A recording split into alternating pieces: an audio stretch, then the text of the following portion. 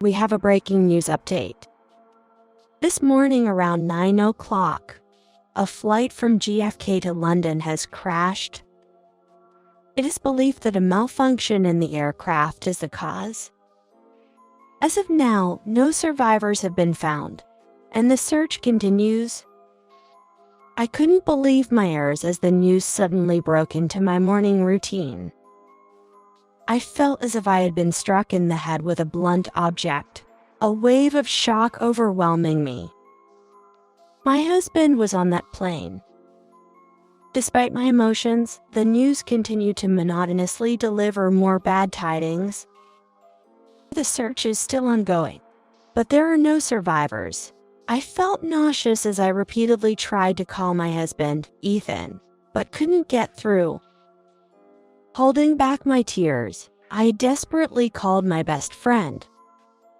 My name is Victoria. I live with my husband Ethan and our daughter Kristen. I used to work at the same place as Ethan, but I left my job when we got married, fearing it might affect our family life.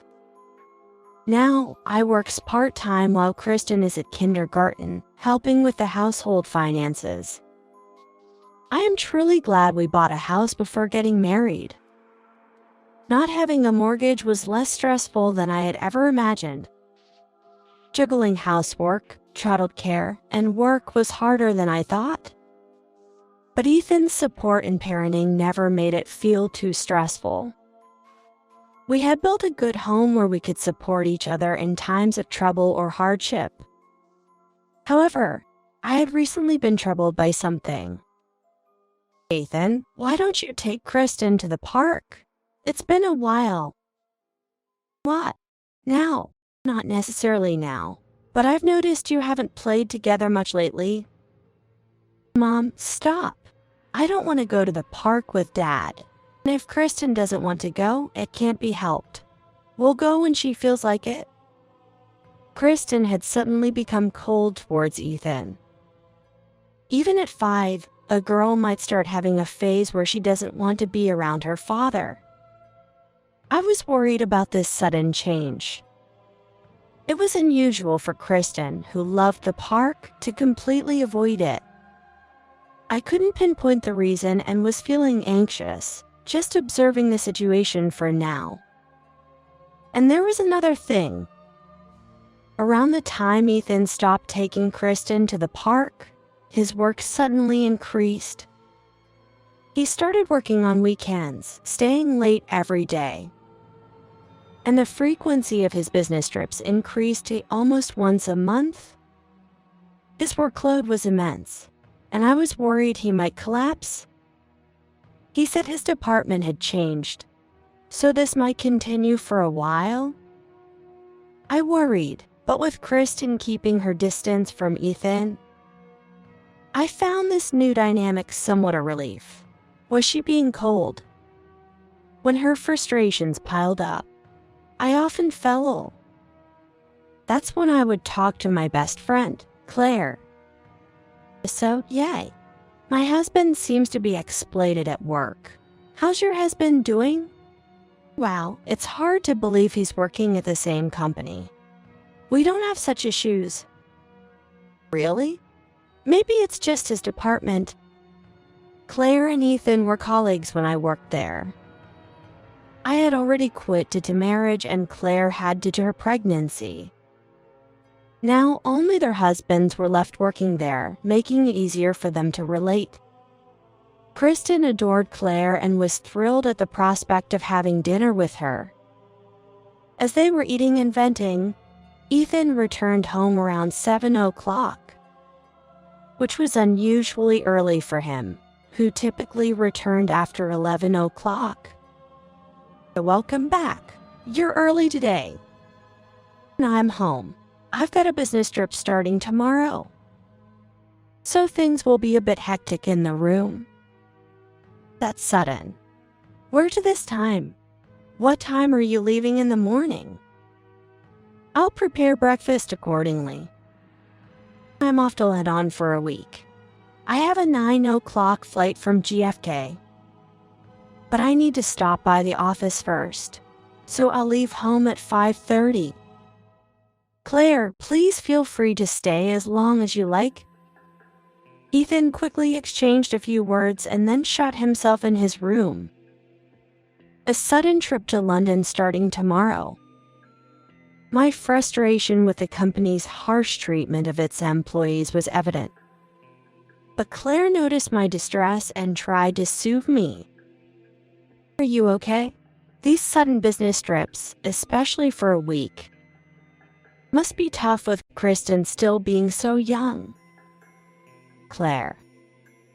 Okay, this is too much. I'm going back now and will ask my husband to investigate. We'll conduct a thorough department audit. We need to use his position in internal auditing. As soon as she said this, Claire quickly got ready, hugged Kristen, and hurriedly left.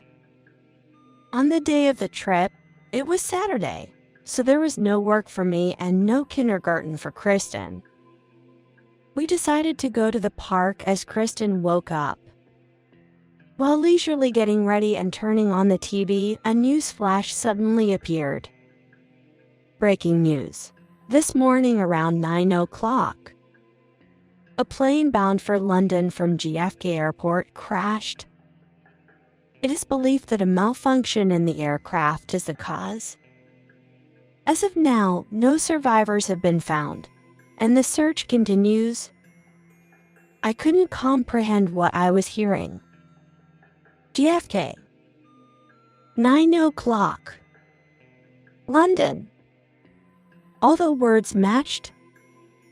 I felt as if I had been struck in the head with a blunt object. Ethan was on that plane. The news continued to deliver bad tidings, disregarding her feelings. The search is still ongoing, but there are no survivors. I desperately hoped Ethan wasn't on that flight. My hands trembled, and I kept dropping my phone as I tried to call Ethan. Why won't it connect? Unable to get through, I resisted the nausea rising in my throat and kept calling. As the failed attempts increased, her composure slipped away, and tears streamed down her face. Unable to bear it alone any longer, I called Claire. That's terrible. Wait, I'll call my husband right now to check the flight details and get back to you. Thank you. Claire, I'm sorry for always troubling you. Thank you so much. I was only able to cry in response to Claire's kind words. After crying my heart out, I regained some composure. Then, I heard the notification sound of Messenger. Rushing to check, I saw a message from Ethan.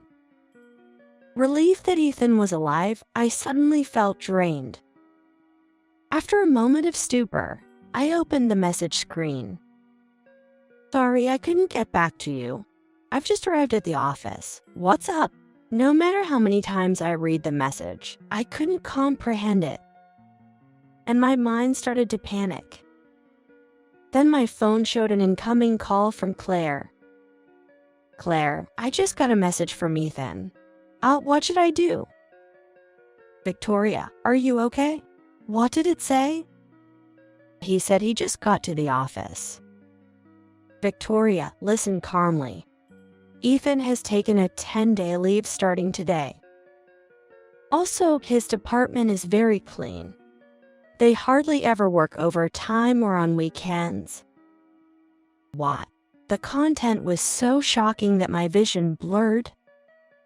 What did I just hear? Ethan's department is clean. Then what about all this time? Victoria, stay there. I'm coming over right now. Don't do anything. I knew Claire was on her way, but my mind was elsewhere. I was about to call Ethan when I heard a voice. Mom. I wonder how long she has been awake. She approached hesitantly and began to speak in bits and pieces. Mom, when Dad goes to the park, he always meets up with a woman. Then they play strange games together. That's why I find it boring to go to the park with Dad. What? Meeting up with another woman? Obscene? Yeah, there's this woman, Becky. She always says she wants to be my mom. It's really scary. It was a shock. Now I understood why Ethan was so eager to take Kristen to the park. And a different kind of nausea surged within me. Using our child as a cover and engaging in amorous activities in front of her was disgusting. Claire's voice, full of concern, came from the phone, but I couldn't utter a word. My breathing became shallow, and I lost consciousness. How long had passed? When I woke up, I saw Claire looking worried and Kristen with tear-swollen eyes. It seemed I had fainted from the overwhelming stress. Fortunately, I was unconscious for only about 2 hours. After waking up, I felt oddly clear-headed. Once my thoughts were organized, anger bubbled up at the repeated lies and the infidelity involving their child. I couldn't just lie there. I got up, thanked the two for their concern, and started looking for evidence. Surprised by my sudden action, they nevertheless helped me once they understood her intent. We ruthlessly searched Ethan's room and found a locked drawer in his desk. Annoyed by the lock, I searched for the key in its usual hiding place and, unsurprisingly, found it. Opening the drawer, we found a mountain of photos with Ethan and his mistress, some too explicit for Kristen to see. I'm irritated that he left the key in the usual place. But to think he was collecting these kinds of photos. I can't believe how much he underestimated me. This is beyond despicable. Wait, I know this woman. Kristen, can you wait here and eat the snacks I brought while Mommy talks to Aunt Claire? Okay. Mommy, Sister Claire, good luck. Apparently, Claire recognized the woman in the photos. While Kristen was eating her snacks, we went to another room to talk. This woman, I knew I recognized her. She's the president's secretary, no doubt about it. According to Claire, this woman used to work in general affairs. She was a beautiful and competent worker who caught the president's attention and was promoted to his secretary, though it was unclear why she got involved with Ethan. Identifying her was a significant breakthrough. Now they had enough material for retribution. Ethan seemed to realize something was wrong as he returned home the next morning. Soon, there was a knocking at the door. Victoria, you're in there, right? I can open the house. Let me in. Who might you be? What? It's me, Ethan. Stop joking around. I come home to find all my stuff outside. And the key doesn't work. What's going on? Don't you have any idea? What about the business trip that's actually a vacation? I was surprised by the coldness in my own voice. Ethan seemed to finally grasp the situation. The vacation, right? I was supposed to go to Hawaii starting today. I'm sorry. I was just tempted. I truly regret betraying you. I really love only you and Kristen. Since when? What? Since when have you been with Secretary Becky? How do you know about her? For about 2 years. I started finding our peaceful life boring, and that's when I met her. Boring. She was exciting in many ways. It was all new to me. It made me feel alive, and before I knew it, I couldn't stop. I see. Then I'll free you from this boring life. In many ways. Wait, let's talk properly.